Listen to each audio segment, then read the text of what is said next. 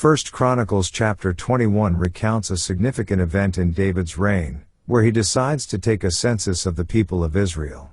The chapter begins with Satan inciting David to count the people, highlighting the temptation and prompting that leads to this action. This decision, however, goes against the divine principles established in the law, as taking a census without God's command was considered a display of self-reliance and a lack of trust in God's providence.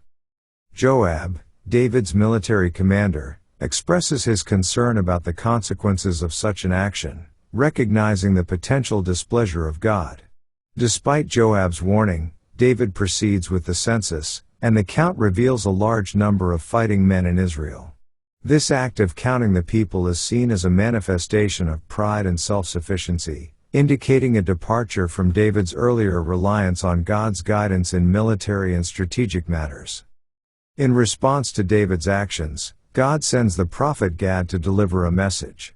David is given 3 options for the consequences of his sin: 3 years of famine, 3 months of fleeing from enemies, or 3 days of pestilence. David chooses the latter, acknowledging God's mercy and preferring to fall into his hands rather than those of men. The consequence is a devastating plague that afflicts the people of Israel, resulting in significant loss of life. Recognizing the severity of the situation, David pleads for God's mercy and intercedes on behalf of the people. God instructs David to build an altar on the threshing floor of Ornan the Jebusite. David purchases the threshing floor and offers sacrifices there to stop the plague.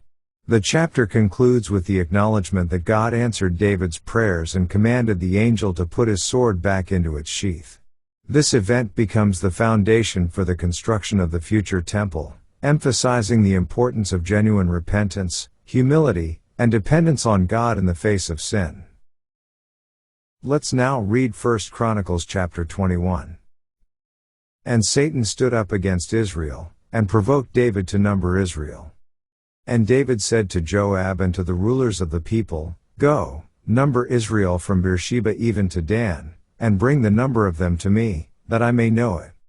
And Joab answered, "The Lord make his people 100 times so many more as they be, but, my lord the king, are they not all my lord's servants? Why then doth my lord require this thing? Why will he be a cause of trespass to Israel?" Nevertheless the king's word prevailed against Joab.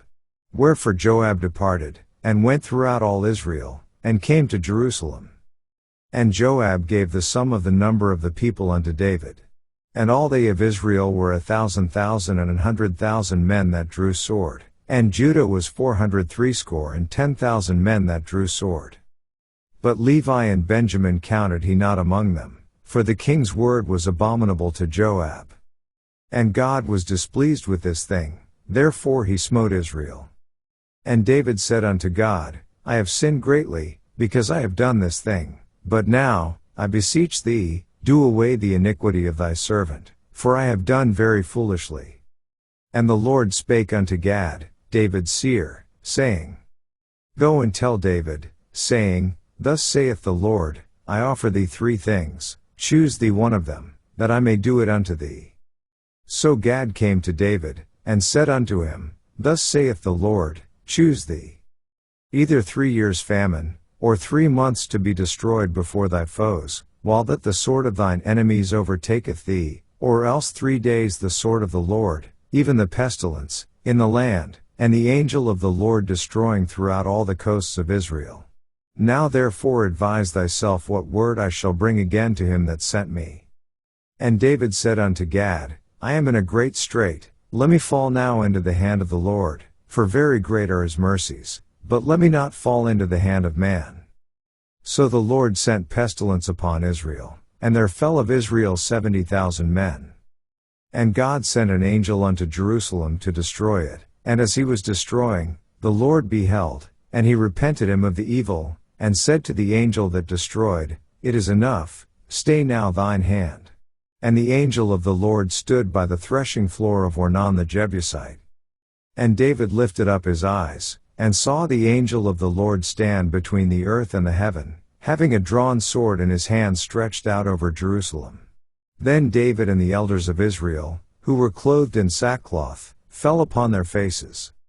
And David said unto God, Is it not I that commanded the people to be numbered?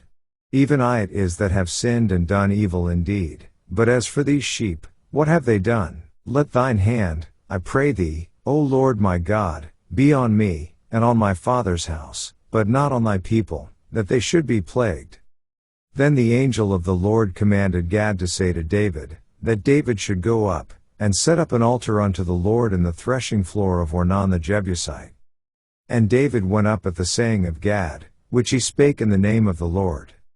And Ornan turned back, and saw the angel, and his 4 sons with him hid themselves. Now Ornan was threshing wheat. And as David came to Ornan, Ornan looked and saw David, and went out of the threshing floor, and bowed himself to David with his face to the ground.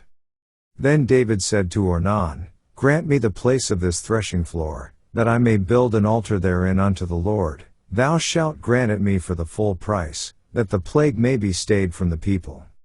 And Ornan said unto David, Take it to thee, and let my lord the king do that which is good in his eyes. Lo, I give thee the oxen also for burnt offerings, and the threshing instruments for wood, and the wheat for the meat offering. I give it all. And King David said to Ornan, Nay, but I will verily buy it for the full price, for I will not take that which is thine for the Lord, nor offer burnt offerings without cost. So David gave to Ornan for the place 600 shekels of gold by weight.